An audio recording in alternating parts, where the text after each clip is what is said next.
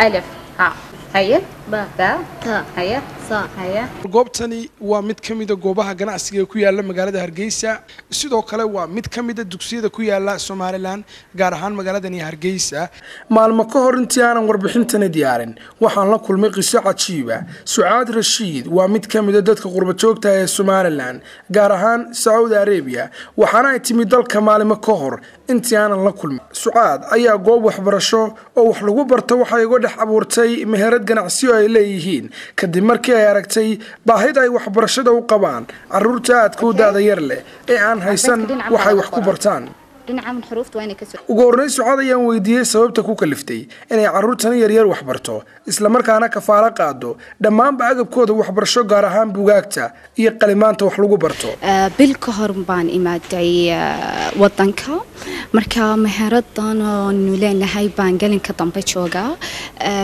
carruurta yaryar baan u fiirsaday meherada horteeda ku shaqeysata carruurtii baan u yeeray waan waraastay waxbarashadoodan weydiiyey inay iskuulku jiraan inay wax